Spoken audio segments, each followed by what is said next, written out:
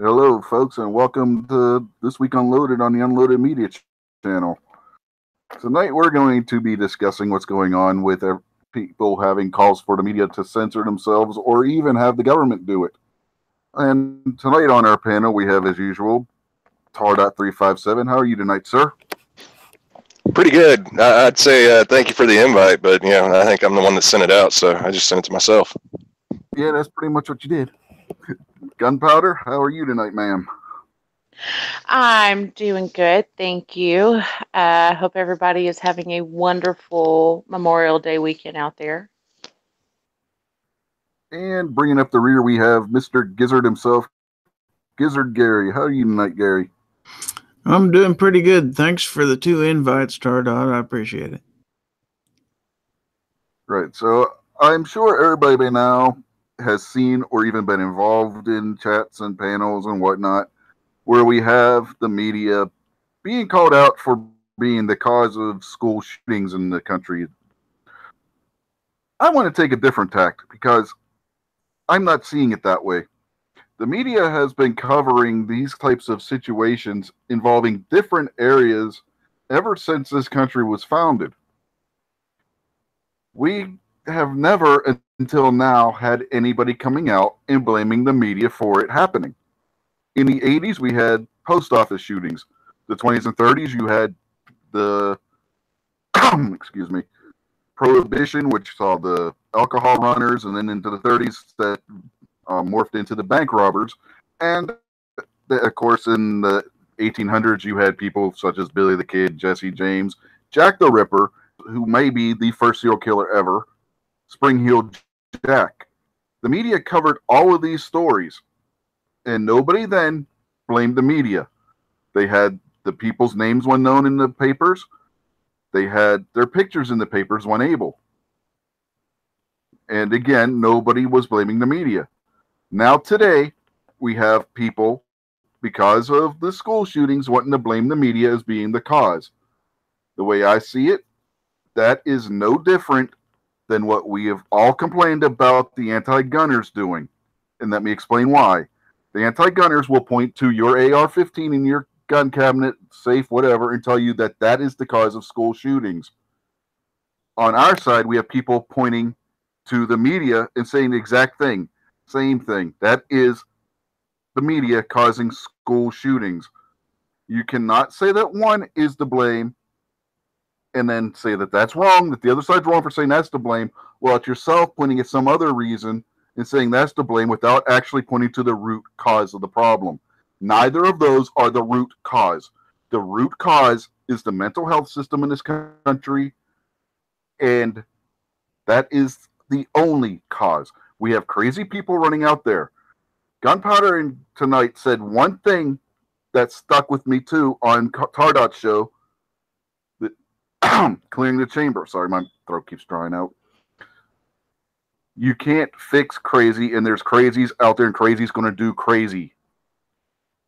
Saying that it's the media's fault isn't going to fix the problem.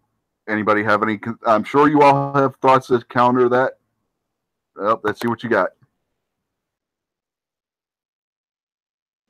Well, it occurs to me from watching the movie The Adventures of Bonnie and Clyde, and it seems like history pretty much bears me out on this, that Bonnie and Clyde really enjoyed reading the newspaper accounts of their own crimes.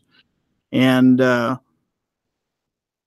in fact, they had fans following them from one end of the country to the other and talking about their exploits and stuff like that, which kind of fueled them on to keep going on and doing more and more bizarre things because they enjoyed reading about it in the paper. So I am not going to say, and I didn't ever mean to say, that the media is solely to blame.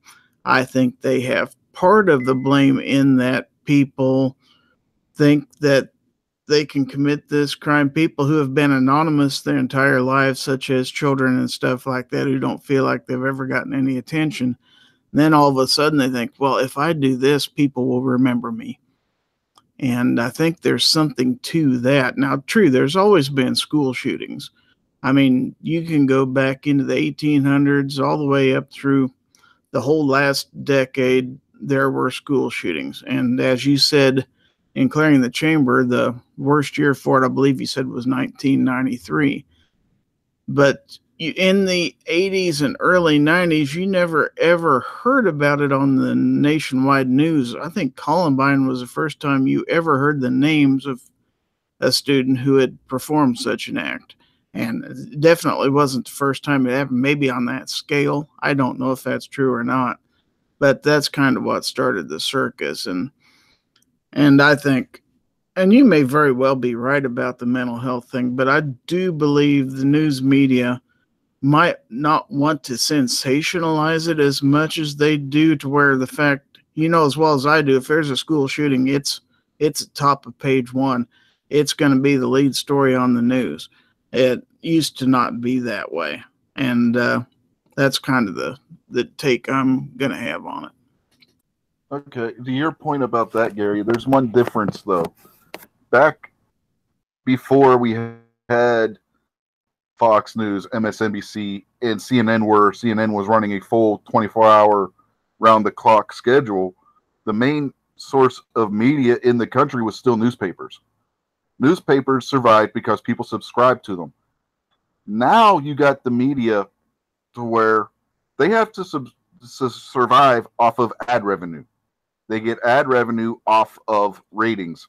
And this is where I'm going to agree with some of the points that people have made. The media does make money by having ratings. They get ratings by putting eyes in front of the TVs or their computer screens. They do that by picking stories that they know are going to get attention. You're right that the evening news may not have ran school shootings as much. But when I was a kid, if I picked up the Pittsburgh Press or the Pittsburgh Post-Gazette and there was a school shooting somewhere, it was either on the front page or in the national section of the newspaper. Now, today, like, we don't have major newspaper subscriptions everywhere like we had back then. So what we have now, like I was saying, we have the internet and we have television. So you're going to see it more on TV and specifically the internet, because back then the internet wasn't even a thing unless you had a phone and a cradle modem that you would sit it on. And even then you didn't have anywhere near the reach that it has now. So I think that's part of the problem and why you're seeing that so much on TV and the internet, because that has replaced the newspaper, and even magazines like Time have been replaced more by the internet and television, and that's why you see it in those sources as much as what you do. In the old days, those kind of things were in the newspaper because that's where the vast majority was, because you only had a half hour on the local news and a half hour, maybe an hour on the national news coverage every night. So that's why I think you're seeing it that much. Thoughts on that, anybody?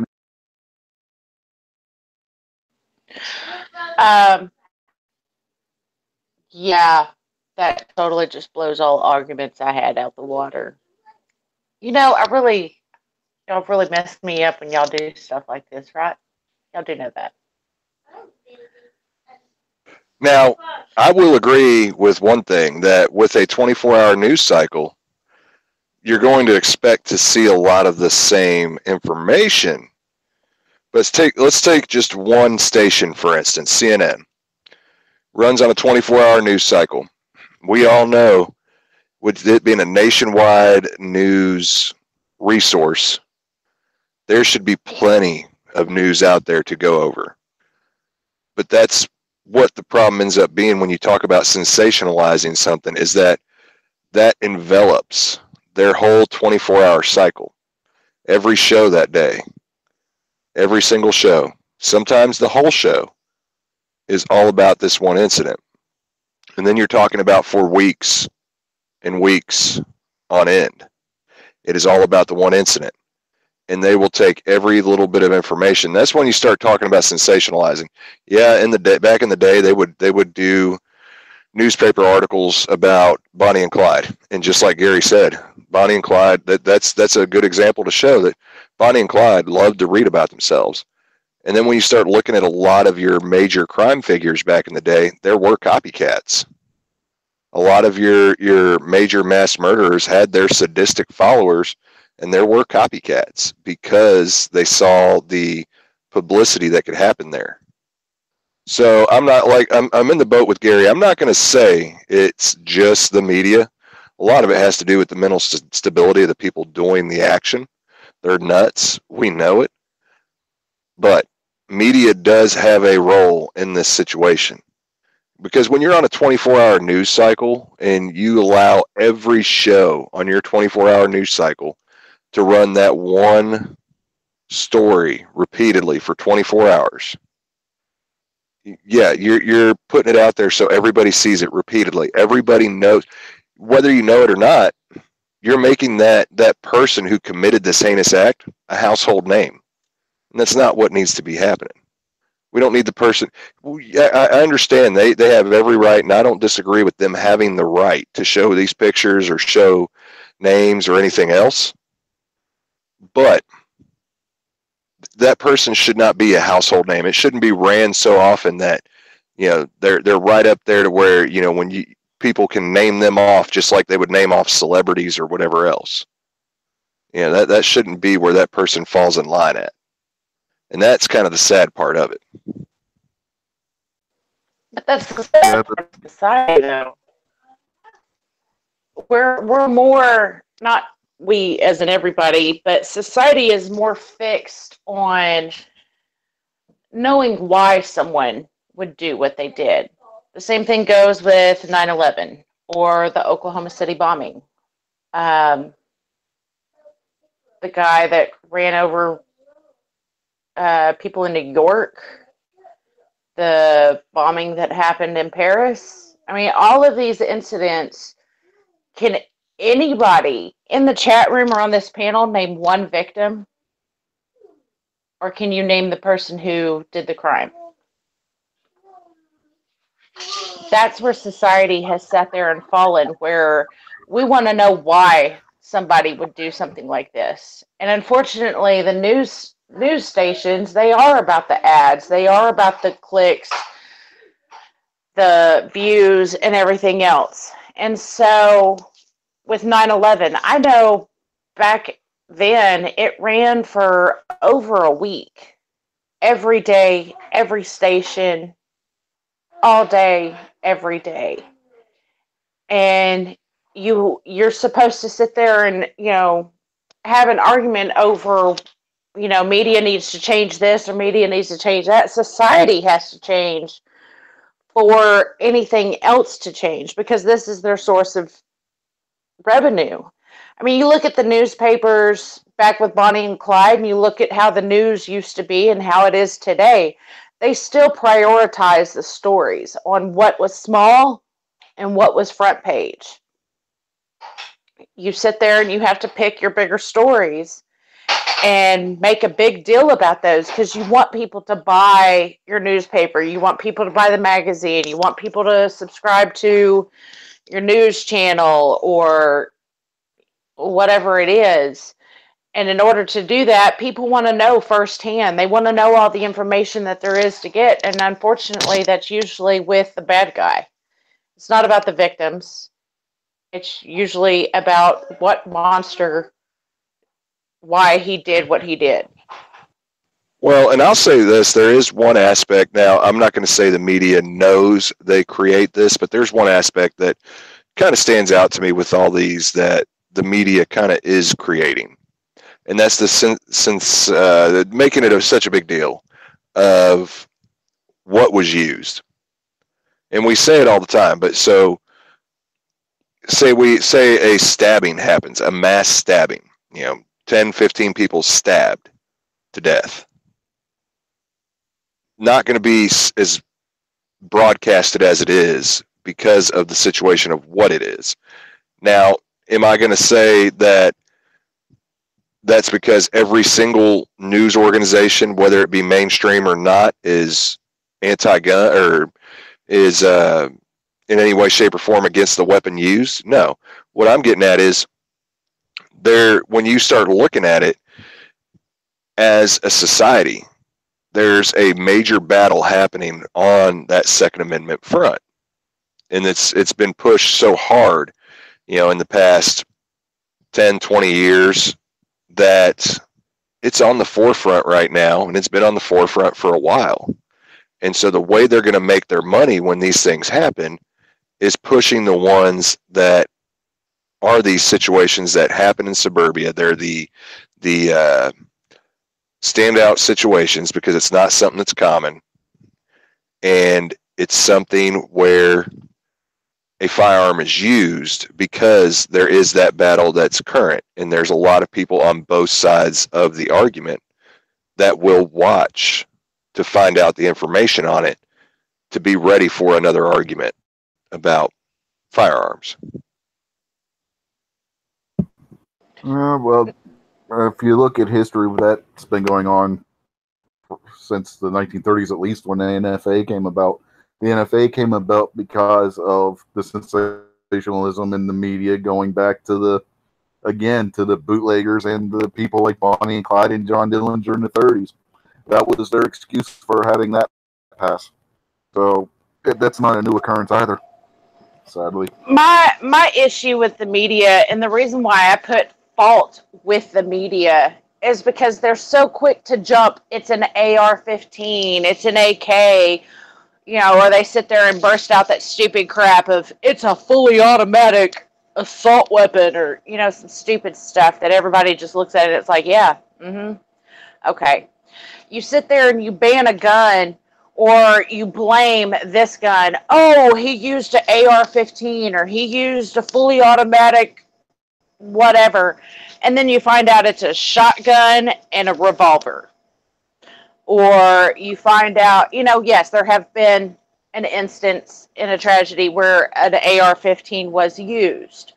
But when every news story automatically jumps to, well, it was this kind of gun used, and then you find out that wasn't it, the media needs to be held accountable. They are part of the problem. If you're not going to get your facts straight, don't report on what you think it is. You need to be reporting and doing your job. Your job is to investigate and find facts, not, well, AR-15s are scary and they need to go.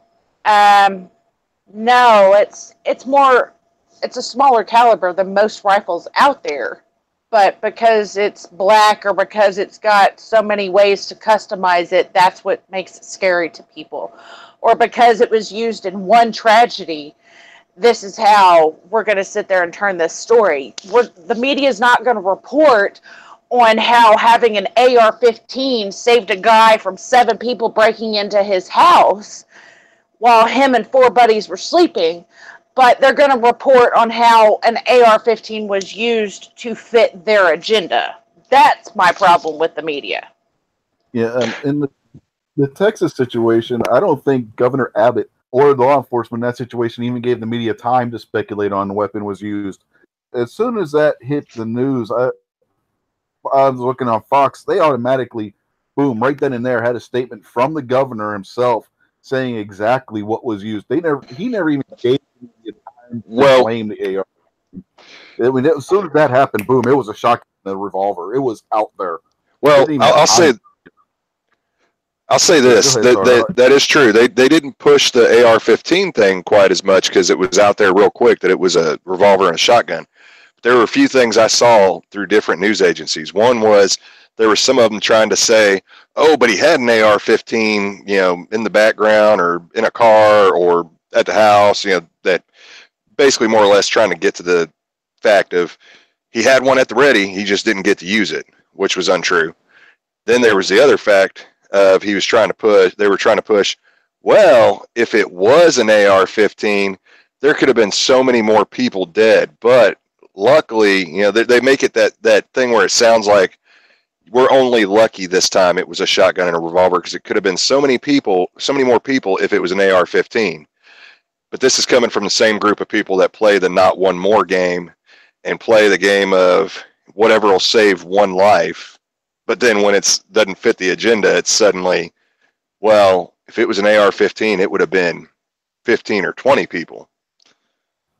And they forget and totally ignore the fact that one other thing that came out later during the day, on the same day, was that not only did he have the shotgun and the handgun, he also had pipe bombs and Molotov cocktails. if he really wanted to, there could have been a much higher body count to this. Well, yeah, and this kid also, that's something they talked about, was this kid's, I've heard multiple things on the reasoning, but supposedly one of the big things they've said was he didn't want to hurt kids that basically weren't mean to him, more or less. Is one of the many stories I've heard so far.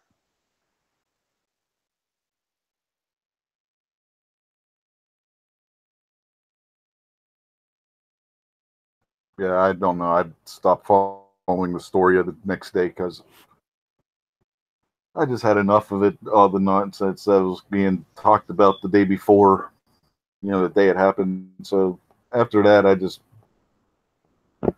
totally and completely pushed it aside. In fact, that would have been last Saturday, and that's when we had our little rabbit hole. But yeah, Gary, you got any thoughts on this aspect of it? Well, I don't know a lot of the particulars about this story, I'll admit. It's probably a lot closer to Tardot and Gunpowder live down in Texas. I'm sure they get to hear a lot of it. But, yeah, I don't really know what to say about a lot of it other than I'm not real sure how we solve the problem.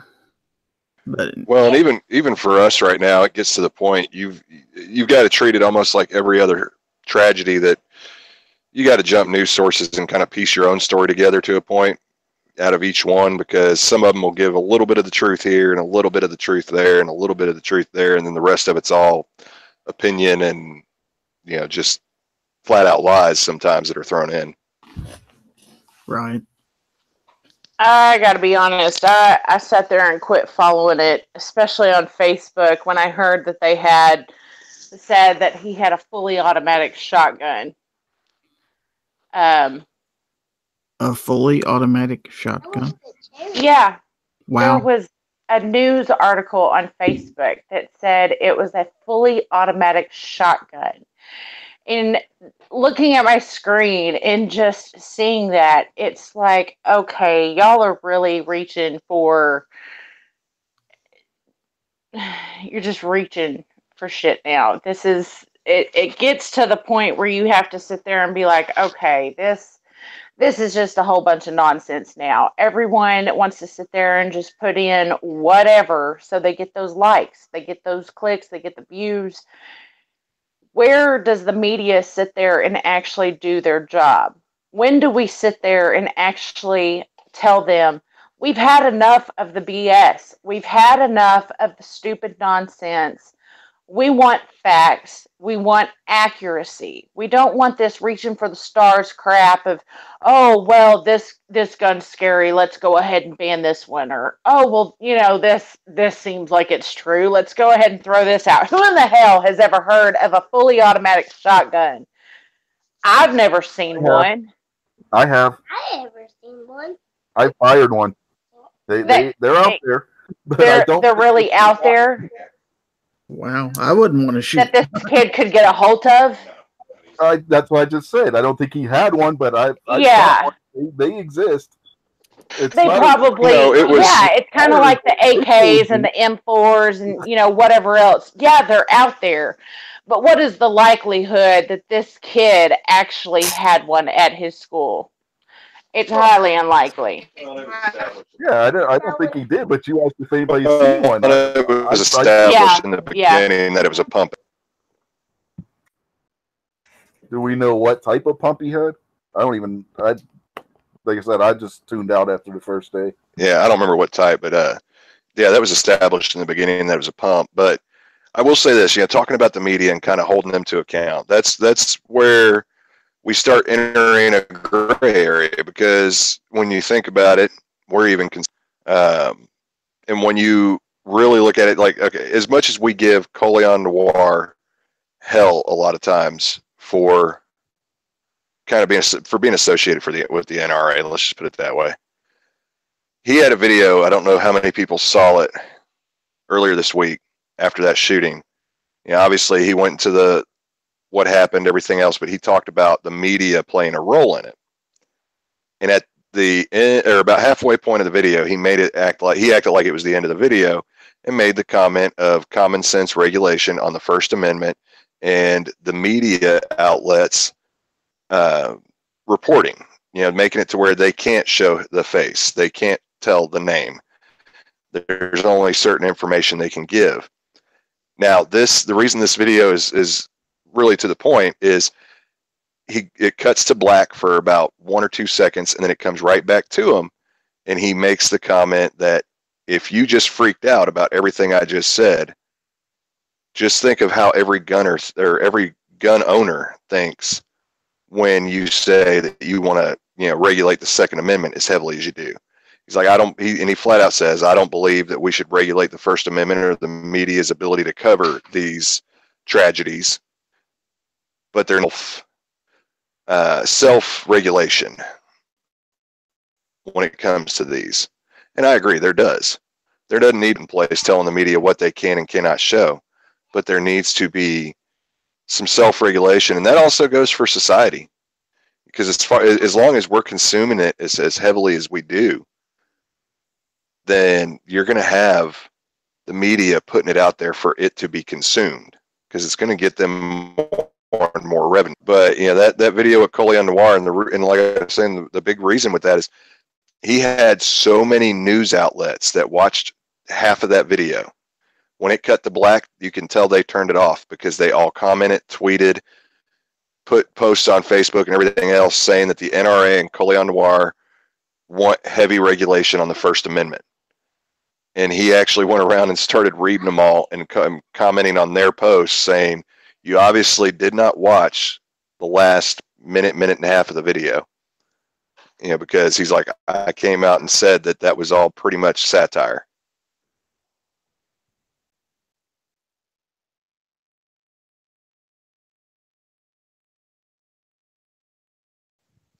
I didn't mean to kill the chat, but what I was getting to was just that they don't wait for all the information. They're not going to, and it's sad that was only a 4-minute video, and they couldn't stand to watch the whole thing before they started news articles about it. I think the robots got you for a minute.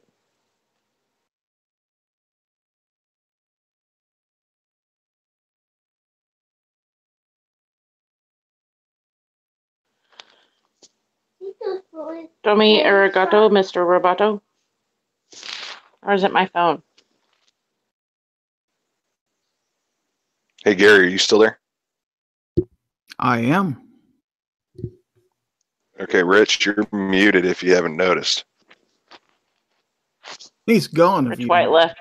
Okay, Rich left. Sheesh, you didn't have to scare him off. I mean, I think you heard. Well, so really, like, what are y'all's thoughts on that part of it? Because we do hear so many, comments out there about regulating the media and not in this, I don't want pretty much regulating free speech. I want them to take a responsible stand. I don't think anybody should be regulating the press. That's not the way we do things in this country. And I gotta stand with Rich on that one. We do not want to legislate what the press does and how they do it. I mean, but on the other hand, I would like them to, take a responsible hand in making sure that they, report news accurately. And I know it's a sensational industry where we got to be first with this hot story, blah, blah, blah, because this is what everybody wants to hear. But you don't need to spin it up by putting every anti-gun person that you can think of in front of the camera afterwards with their rant about how the solution is to get rid of firearms, which is what they do immediately after reporting the story. Don't anybody interview, the NRA or anything like that, or anybody, and they don't think, they act like we're on the other side. Well, hey, we're crying just right along with everybody else, and people don't realize that. And that's it's all one spin. People act like, pro-gun people are cold and don't give a rat's about school shootings. We sure do. We don't want anybody's kids hurt. Exactly. Definitely. And really, this is kind of where I'm torn. I don't want to put out there that a news agency, and like I said, I don't think there needs to be any kind of regulation. But when does there come a point when basically this, because just look at it, you have so many news articles put out there or posts put out there by major news agencies or major magazine fields of life that will flat out call gun owners inhumane, horrible people that want mass murder. They want more murders, call the NRA, all these different things. When is there going to be a lawsuit for slander, for lie? You know, because these are things that are flat out obvious, you know, evidence ridden lie. Like, you can prove these lies are wrong or prove that these things they're saying are lies, but they're putting it out there like it's truth. And I think that's a big difference. You know, Rich brought up a lot of the old crimes, you know, talking about Bonnie and Clyde and, you know, some of the murders from back then. I think a big difference you see is back then, a lot of the articles talking about these people that were committing these crimes were less opinion driven and more fact driven. You know, it was always a big thing when you could get an expert to speak on for your article. Now it's everybody thinks they're the expert, even though they may not have ever touched a gun, for instance, but they're an expert on a gun, they believe. Yeah, but they're always first. That's straight where they go with the story, is to start blaming. They'll talk about what kind of gun was used, where they got the gun, blah, blah, blah, blah, blah. And then here's this person, what are we going to do to solve this problem? Oh, we're going to get rid of all the guns. Of course, that's the person they put in front of the camera. We're going to make more laws. Although we're not using the laws that are already in place fully, we're going to make new laws to help our situation. Although, if I'm not mistaken, it's already illegal to go into a school and start shooting people. But I mean, murder's already against the law, but people still do it, whether it's with a gun, a knife, a sword, poison, fertilizer, vehicle, whichever you want to do. Still against the law, but that doesn't mean people are going to stop doing it. People are mentally unstable. Not everybody out there, especially not responsible gun owners, but these media outlets, they push their agenda of, well, if we get rid of all the guns because responsible gun owners have guns, then we'll get rid of the school shootings. If we sit there and do this, we're gonna cut down the crime with this. Well, what about the carjackings with a gun? Or how about plowing people down while you're shit-faced drunk? That's against the law. That's vehicular manslaughter. Are you going to start regulating cars like you were trying to do with the guns? Probably not. Texting and driving. They've made so many laws for that.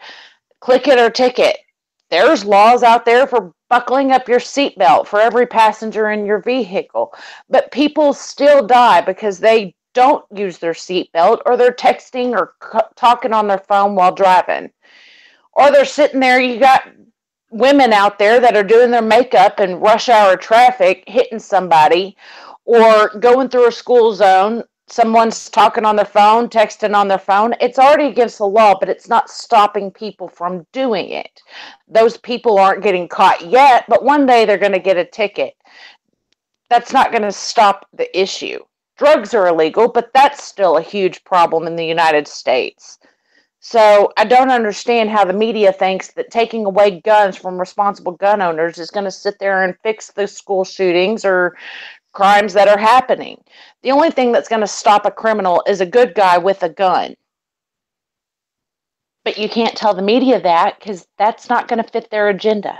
Yet most schools in this country don't have a good guy with a gun anywhere near them. Most of them don't have any armed security, and you can't have any private citizens within 1,000 feet of a school because, hey, it's against the law. So, they don't want teachers to perform. They don't want guards at the schools. They don't want people to be able to defend themselves and stuff like that. But And then they call it a prison because you're talking about putting metal detectors and everything else in schools. Well, which do you want? Do you want to have armed security, or do you want to have your school locked down like a prison to where there's one entrance, one exit? You've got all of this. It's not going to stop the issue. And unfortunately, I think the prescription, or not prescription, but the pharmaceutical industry is a huge issue with a lot of kids today. I can't tell you how many of my kids' friends' kids are under the age of 10, and they're on some heavy ass drugs that I couldn't imagine having a kid on. Oh yeah. You've got these kids being prescribed this. Oh, well, your child's ADD. That's what's wrong with him. Give him this pill. Oh, well, your kid's, got this. Give them a pill. Well, those pills have side effects. Well, because now those have side effects, now you need this pill. Well, that's got side effects, so now you need to take this pill. When do we sit there and say enough is enough with these pharmaceutical companies, and they're part of the problem? Yeah, the media is part of the problem, but there's a lot more issues with mental health that people are not addressing. These kids, it wasn't an issue to sit there and have guns in my house when I was growing up. I never went and shot up a school. But that's also where it lies on the parents. Yeah, you can have guns in your house, but you need to teach your kids how to be decent human beings. Not, well, I'm getting bullied, so I'm going to go shoot all the people that are making my life, calling me names and making me miserable. I think Rich White was trying to jump in there for a second. Rich, you got anything, man?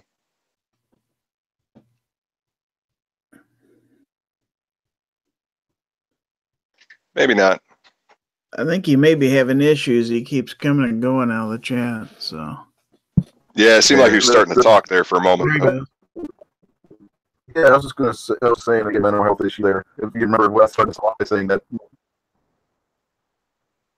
guys can't hear me. You hear me now? Yeah, it's like, remember 2 weeks ago when we had the storms come through and they kept knocking me out? That's what it's doing now.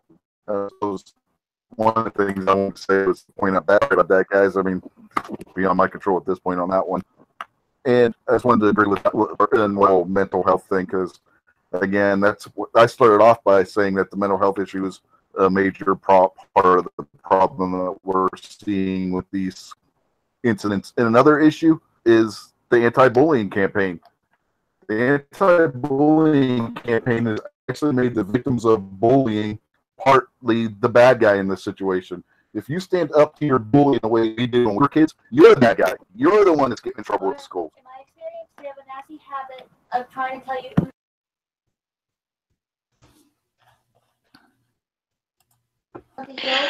I think that's always kind of been an issue, just from experience from when I was in high school. You sit there and stand up to your bully, and most of the time you get in-school suspension, or you get suspended from school because you stood up for yourself.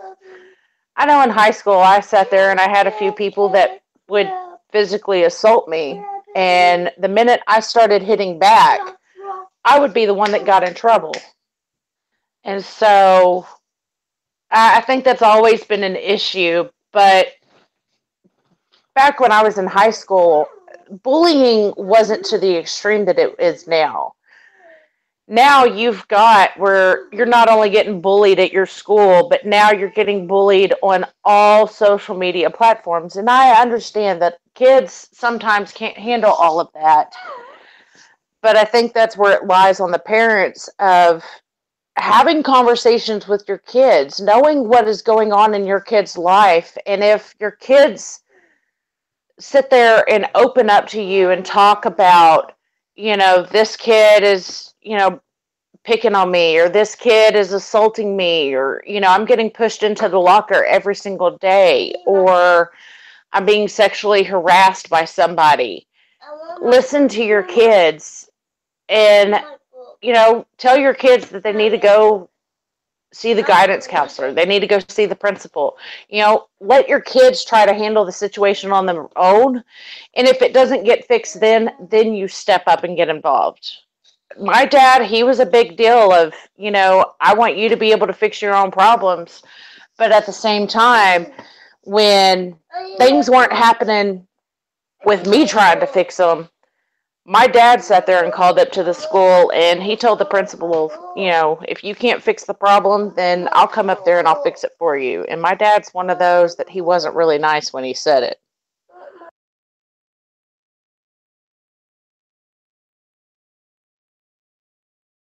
No, but things are a lot different than they used to be, especially when I was growing up anyway. If you had a beef with somebody, generally you'd settle it after school out in the alley across the street or something like that. A couple people would across the street, or you'd have it in the parking lot after school was out. The cars were moved. You'd get your fist and you'd wrestle around on the ground for 5 or 10 minutes, and then you'd usually dust yourselves off and walk out together. You usually shake hands and become friends after it. That's usually the way it happened.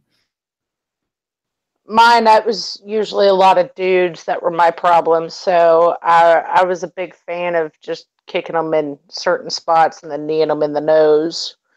Girls are vicious. When it comes to girls, they're all about the hair pulling and stuff. And so my English high school textbook ended up coming in real handy when I was in high school.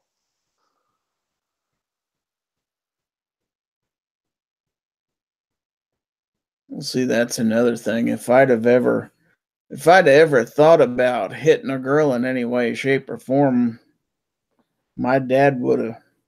Well, there'd been no end of it. That was something you didn't do when I was growing up. Yeah. Well, thankfully, I'm a girl, so I had no problem smacking girls in the face with a textbook. Here, get your education. Smack them upside the head with it. But I mean, a lot of things have changed in the last 30 or 40 years. Just the way kids act. Kids are maturing a lot faster in some ways, and in some ways maybe not as much. But I think they're getting to a point where they're forced into a lot of adult situations they wouldn't have 30 or 40 years ago, but they're still really not quite capable of handling it yet. And you're right, the social media pressures and everything else, their world can cave down on them so fast it isn't even funny, and it will literally feel like the whole world's against them and stuff like that. And I can't imagine what it would be like to grow up in this time and age. But still, kids do, and there are still good kids that grow up now. So there's got to be a way of parenting. There's got to be a way of being, getting through to your kids to where they don't turn out bad, because I certainly do see some really good kids coming out. So I think parenting's a lot of it. A lot of parenting nowadays is absentee. Your kids get home, they don't eat with you. They stop and get a burger on the way home or something like that. Then they go up their room and they play Xbox all night. And there's no communication between kids and their parents. I mean, when I was growing up, no matter what, we sat down at the table to eat supper together. That was just, you did. And I didn't hold myself up in the room all night, or my parents would have been knocking on that door wanting to know what the heck was wrong with me. So I think, a lot of that is, and I know it's tougher on parents. They don't get to watch all their ball games or whatever they're wanting to do if they have to take time out of their life to parent their kids. But, that's your job when you have kids. Sorry. And that's, I couldn't agree with you more. I mean, I hear a lot of parents sit there and whine and complain that their kids need this or the kids need that, or, they want to have their time. To me, you kind of should have thought about the quote unquote me time before you had kids, because once you sit there and decide to bring a life into the world, it's no longer about what you want. Your kids may need you emotionally, your kids may need you to be there physically. Sometimes it's both. And it's your job as a parent to be involved, whether it's talking about your day, it's talking about what's going on at school, going to whatever activities they have going on. That's your job. I know that sometimes work schedules have conflicts or whatever. You can't help work. But when you're sitting at your house and you don't want to go to your kid's gymnastics or soccer game or football game or whatever your kid is involved in, you've got to show your child that they are important and that you are going to be there for whatever adventure they get into.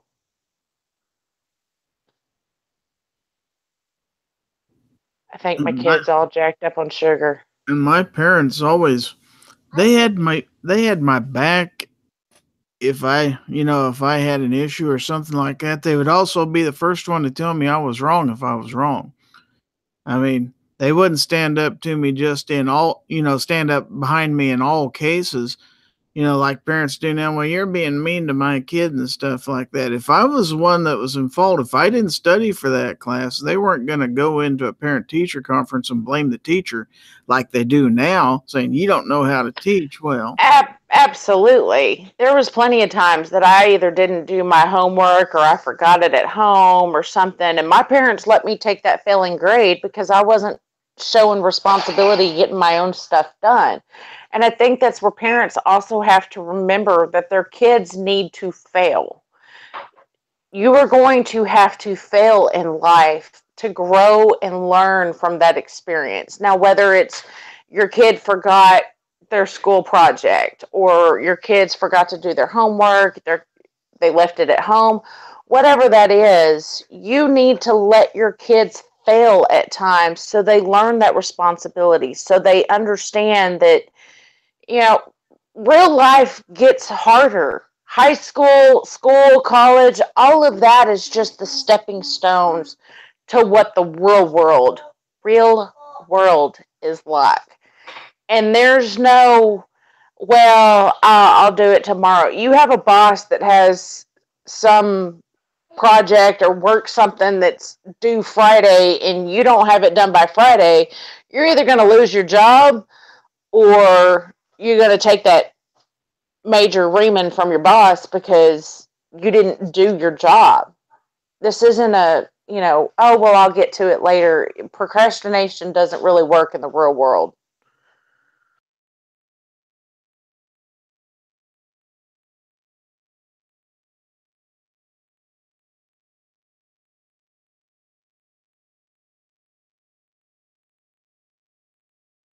Is it just you and me, Gunpowder, or?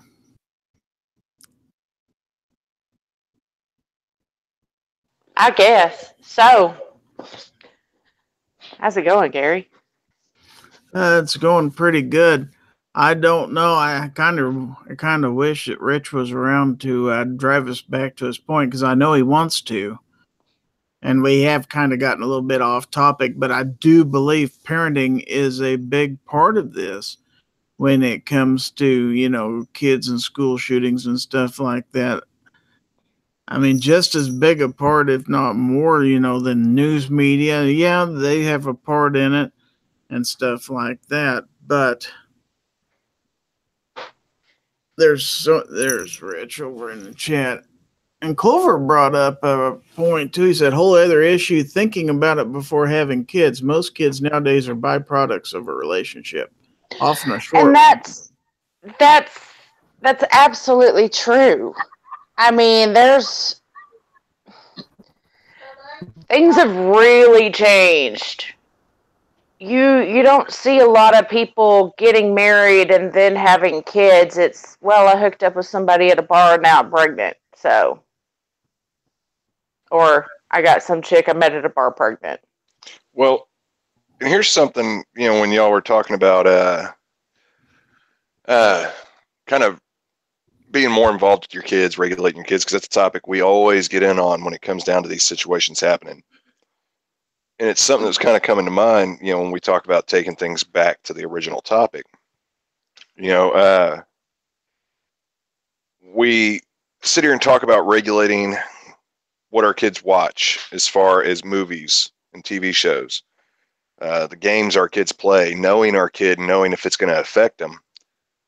Well, when they see something like that on the news, or they hear about something like that in the news, or through word of mouth, or if God forbid that the tragedy happens close enough that it's really affected your family, like it's at a school nearby, or possibly even at your kid's school, God forbid, we have to take the time to sit down and address with them when these situations happen that what the facts are. Just because they see on the news and it almost comes across as glorifying a murderer and demonizing a tool, kind of clarify the points of view and make sure they understand that gun's just a tool.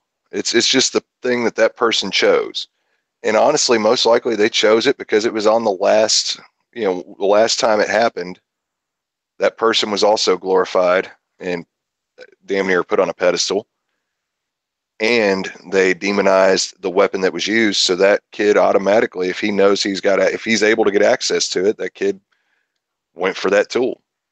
But if you talk to your kids beforehand about those situations and that let them know that you support them, that you're there for them, that, if something's going on, talk to me about it. Don't try to take things into your own hands all the time.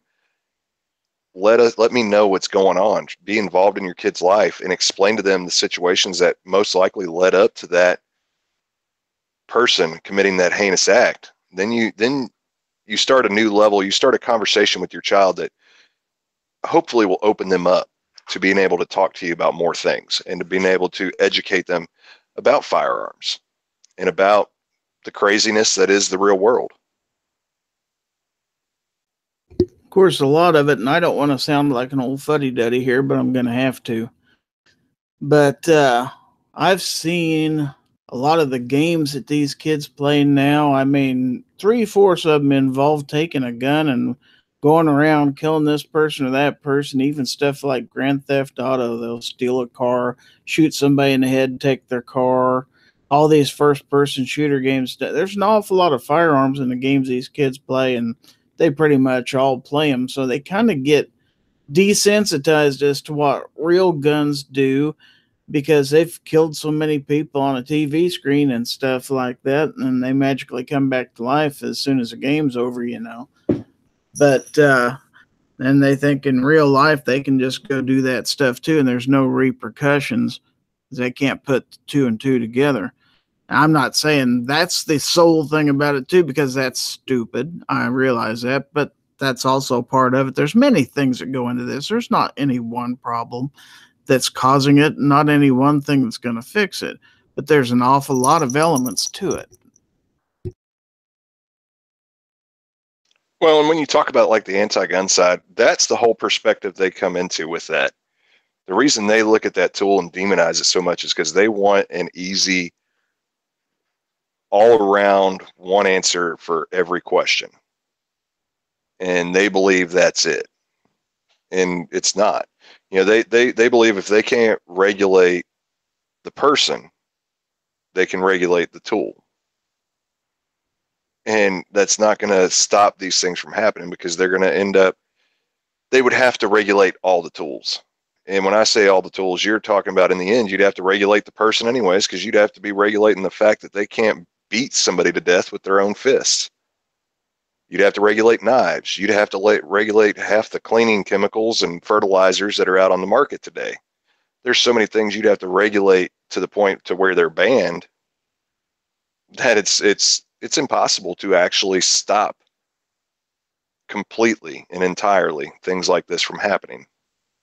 You can really only stem the tide and keep it to where it's not happening. And actually, and the only reason I say it's impossible to stop it, it's not completely impossible.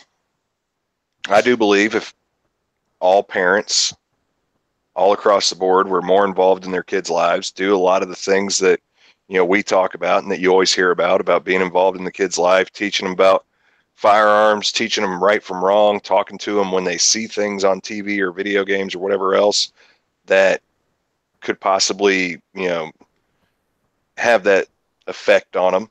If all parents would take the time to talk to their kids about those things, have the hard conversations, that could really have a major effect on stopping these things from happening. The reason I say it's impossible is it's impossible to get every parent to do that. It'd be impossible to get half the parents in the country to do that. Yeah, I want to go back to your point, if y'all can hear me this time, about the regulation of the item and regulation of people.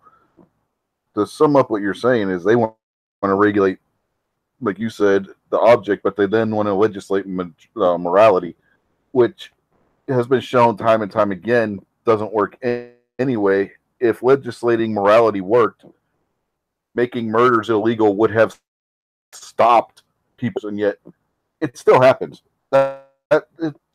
Murders are the reason why we're even having this discussion today, because some idiot went into a high school and killed a bunch of people. Obviously, you cannot legislate morality, which is what they want to do.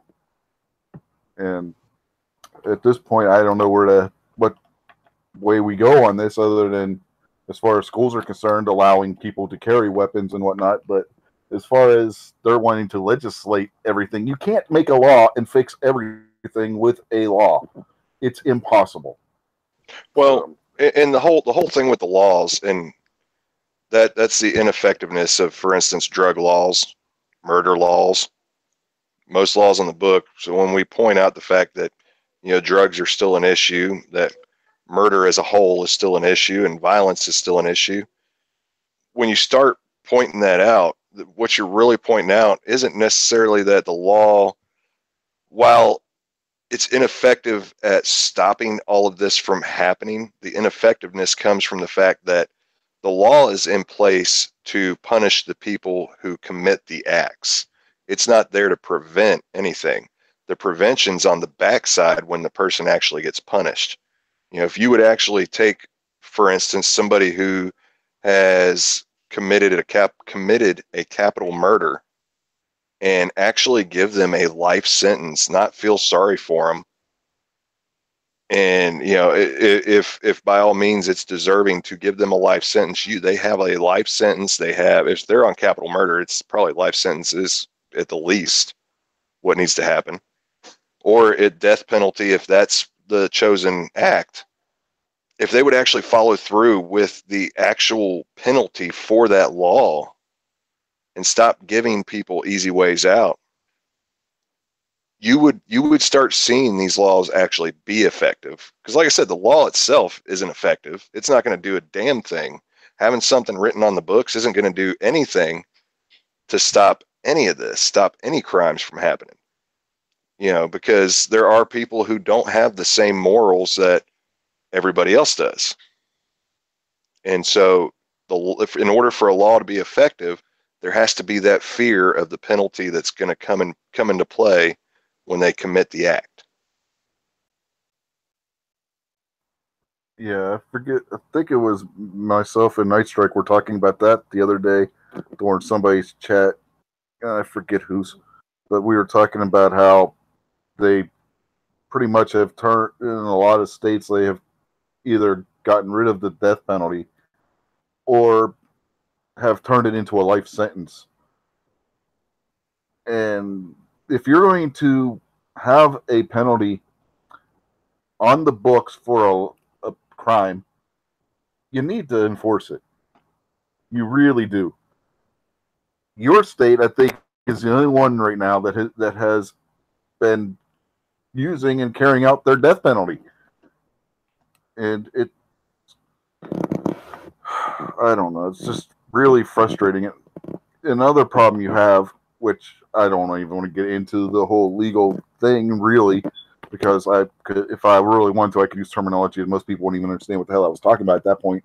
And Sarge, he's out there, he probably could too. But one of the major problems we have on that front too, in some of the other states, I don't know how it is in Texas, is you have people abusing the habeas corpus clause of the Constitution, and they're filing multiple habeas corpus petitions And the reason why they're able to do this is because there's no limit to how many of them you can file. If you think you have a grievance, you can file a habeas corpus petition. And as long as you have one that is waiting to be heard, depending on the state, they cannot carry out your execution. And you have what is known as a jailhouse lawyer, which some of you may have heard that term before, but not actually know what that is. It's an inmate who goes through the penitentiary's library. Penitentiaries in their libraries have all these legal books and everything for the inmates to read, and they'll essentially read up and be one step short of being able to be a lawyer themselves. And they'll continuously file these habeas corpus briefs on behalf of their fellow prisoners, and it bogs the system down. It really does. And that's another part of the problem that we're seeing, is a bogged down court system, particularly when it comes to the appeals process, because it slows down other appeals, which may be more valid, because the judges have to hear these habeas corpus appeals or petitions before they can hear the other appeal because it came before it. And it's just bogging down the system.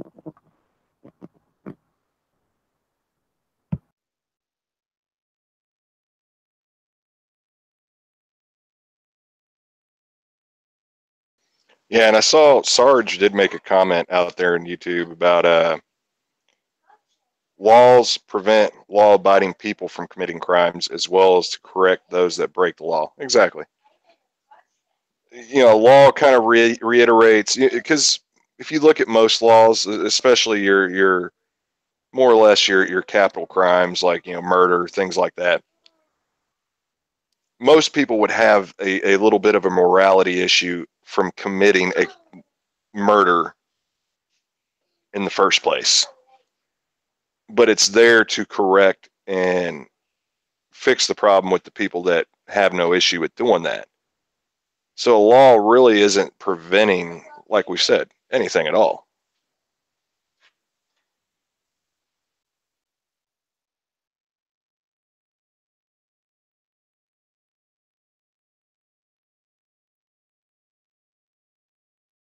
Yeah, that's pretty much the way it works. I mean, it really gets to be frustrating at times because you have a case against somebody, and then sometimes it just doesn't hold up because of various reasons. But well, and I'd like to, and God forbid, we don't want a lot of these. We don't want any of these anti-gun laws at all that are trying to push through to go through. But I don't think the anti-gun side, especially when you talk about your more or less your civilians, your people that aren't involved in the politics and everything else, I don't think they realize the fact that in order to actually catch, if you pass a law saying, okay, we're banning all semi-autos or all AR-15s or all guns in general, until you either go door to door and start kicking in doors and basically just tearing down the whole Constitution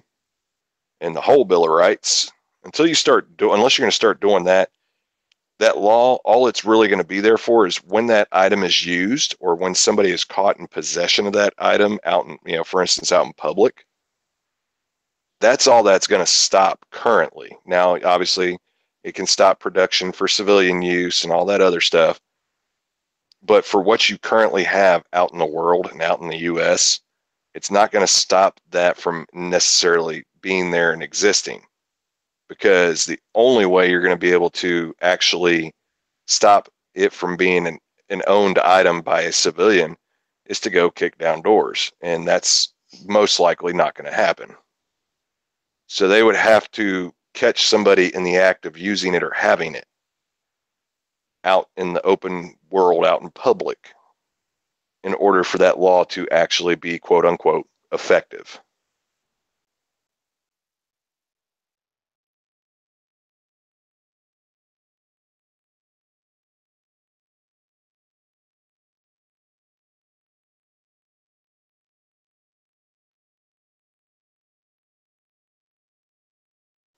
Mic drop.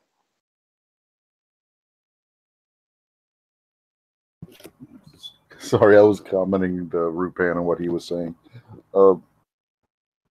there's a lot of factors that just come into play on this whole discussion. And I was trying to see if Sarge wanted to get in on this, because this would be right up his alley with his line of work. But I don't know. I didn't see him respond. Had you sent him a link earlier? I can go ahead and send it. I didn't earlier that I remember. I just clicked a bunch of names that were in the list. Yeah, I don't know if he's gonna be able to or not. I mean, I asked in the chat. I don't know if he saw it, if he wanted one, but yeah, might as well send it to him if he can jump in. It'll be there.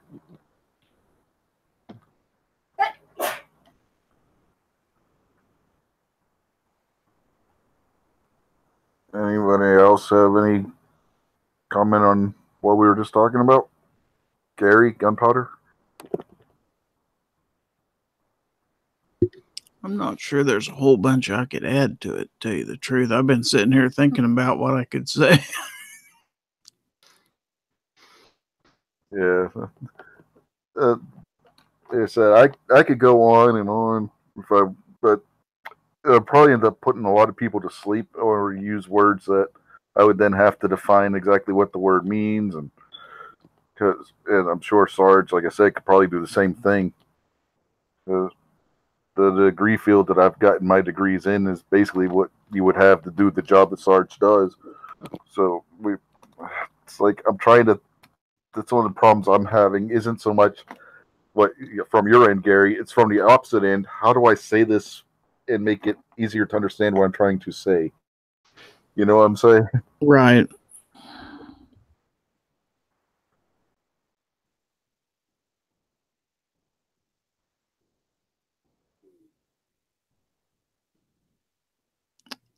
I mean, if that's okay, Sarge. Understand. If I knew what the He's- fix was, nice. I'd throw it out there. Yeah, he's working nights, so he can't jump in. He just commented.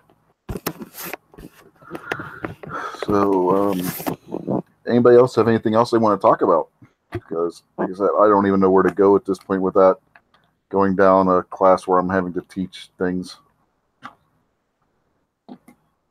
Well, and I want to throw out there, I'm not an expert by any means on any laws. I keep up to date with a lot of concealed carry laws. That's about it. I mean, I'm not going to be an expert on what laws are effective and what aren't and all that. But Sarge did throw out there that a lot of laws are effective. Kind of talking about the comment I made just a short bit ago, saying a lot of laws do work. If not, why else would you have two different concealed carry permits? Well, And it's true. Yeah, laws. My point wasn't that laws don't work. It's that laws can't effectively legislate morality. If they effectively legislated morality, you wouldn't have murderers going out there and committing murder. That was my point. Not that there's laws that don't work, because there certainly are. But you can't have a problem inside that all you got to do to fix it is pass a law that criminals aren't going to obey it anyway, because they're already not obeying the laws that are already on the books that probably already cover that problem anyway. But yeah, go ahead, Dark. No, I was just going to say that, the law works in certain ways, and Sarge had pointed it out earlier. Your general, everyday person who isn't really your law-abiding citizens, let's put it that way. They're, of course, going to follow the law, without issue. Then you're going to have your people that are in fear of the punishment, that are going to still follow the law, even though they may or may not morally commit the act. And then you have your very, very select few that are going to commit it no matter what, even with the law. So laws are effective. It does keep your people there in the middle that, might possibly commit that crime, but their fear of the punishment for breaking that law from doing that. And it does keep your law-abiding citizens from jumping to the other two categories there. So, I mean, they are effective, and they're there. They do work. But when it comes down to a lot of the gun laws that are there, it's just the laws have to actually be enforceable. And what I was getting at with putting in a lot of anti-gun laws and saying that, we're going to ban all the guns, is that if say they ban all guns and I basically more or less hide the guns I have in the house, and even if they'd go, possibly in some situations, maybe if they go door to door, I know a lot of officers in the area that probably wouldn't actually do that. But if they just go to door, they don't know, especially in Texas, they don't know what we own because they don't track the sales like that, especially your private sales. I could hand over one gun and say, oh, that's all I have right now.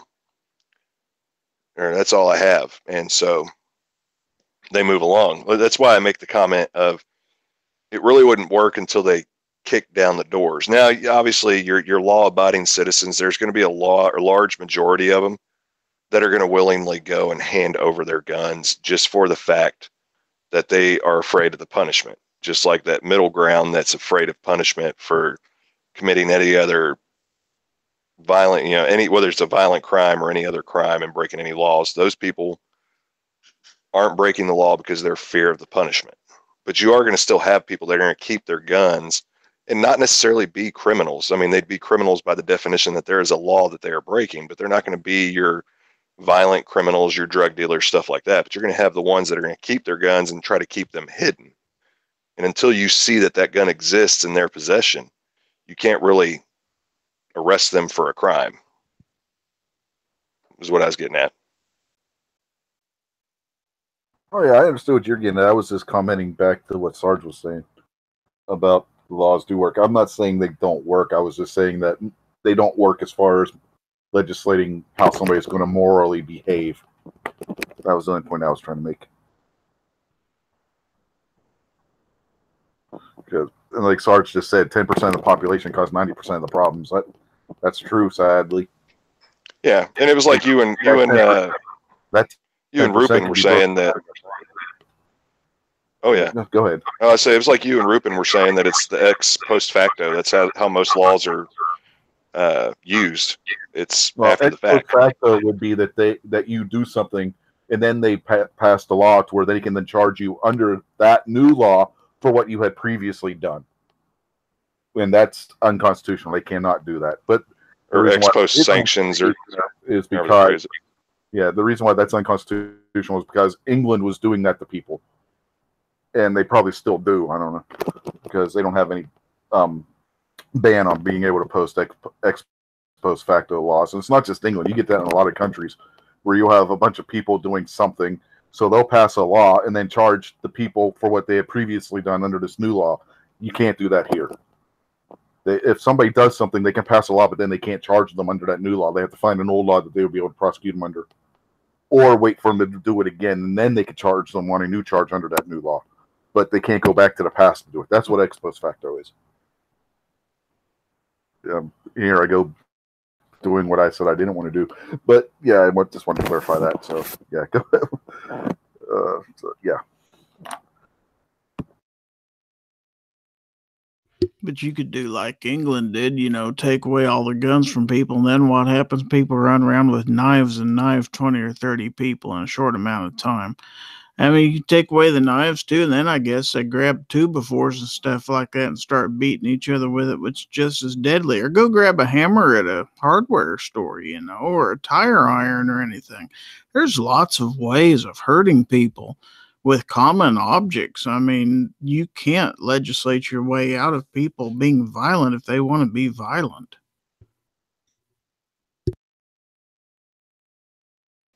Oh, no, you can't. And honestly, when you start talking about knives, what is it, London, their mayor? I don't know if I think they did pass the law trying to ban knives, carrying knives. So, they're working their way down that rabbit hole. Yeah, that was the mayor of London said that you can't have knives. I don't know if the London City Council ever passed it, but somebody else after he said they went and brought it up in Parliament. So who the hell knows where that's going to go? But yeah, I mean, it's bad when you have knifing attacks are the main cause of murders in London right now, and they have surpassed New York City, which the main cause of homicide in New York City is with firearms. So that right there, don't let the anti-gunners find that out because they'll just say you're a liar anyway. London has a higher murder rate using knives than New York City has with guns. Well, and there was an interesting article I saw not too long back when I was looking stuff up for Clearing the Chamber that was talking about England, and it had a lot to do with them passing that knife law, or well, the mayor talking about the knife stuff.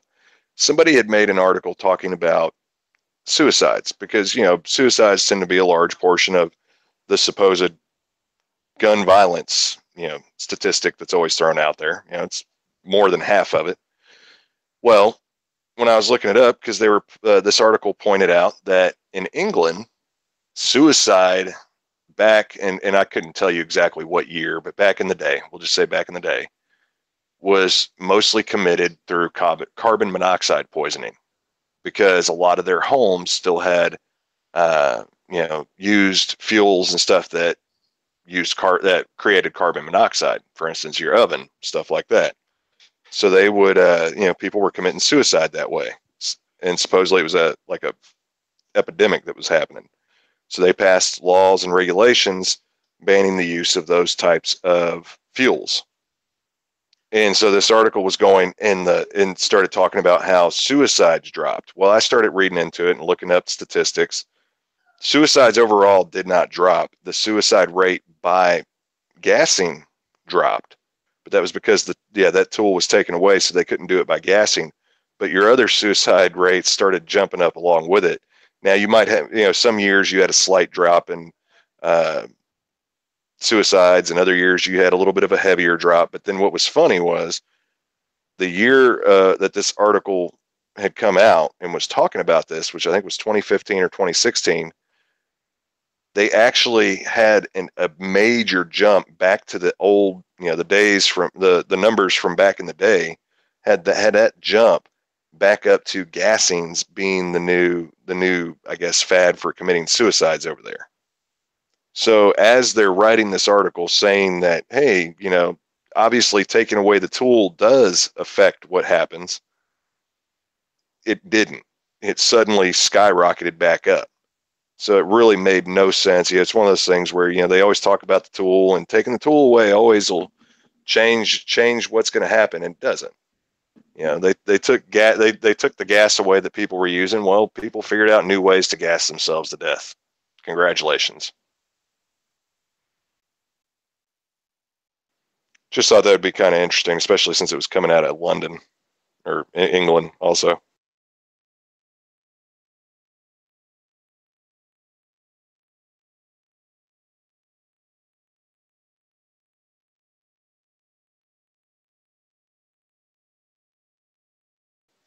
Well, gunpowder had to jump off, so do we want to go ahead and wrap this up?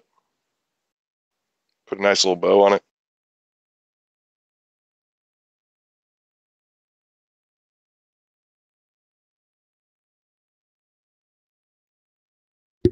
Well, I guess I'll speak since nobody else is speaking, but I think we've probably ran this into the ground as much as we can. Don't know about you. Yeah, I think we beat it to death. You got any plugs you want to throw out there, Gary? Sure. I'm coming up on 300 subscribers. Thanks to everybody that subscribes to my channel. Again, that's Gizzard Gary, gizzardgary.com. Also, if you're not a member of gunchannels.com, please join. It's a great group to belong to. And check out guntube.org. That's all I got. Thanks for the invite. Not a problem.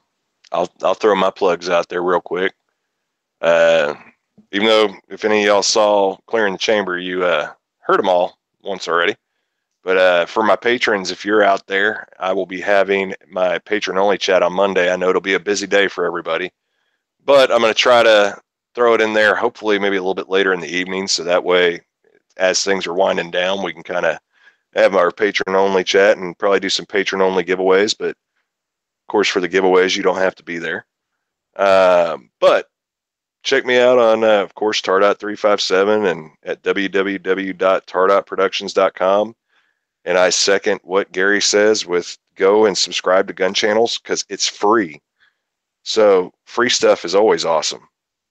And it's always great conversations over there. And any questions you have, doesn't even have to be firearms related. I mean, You've got Mohawk Boy / Midnight Range, who's a chef. It could be food related, and he might be able to answer your questions. If you've got questions, go ask him. I know it's called Gun Channels, but we got people from all walks of life over there that can answer all kinds of questions. Let's go over there and check it out. And that's all I've got. So I see Rich jumped out. So I guess we will be closing this down. I hope everybody has a wonderful night. And as I always say, 2A every day. Shall not be infringed.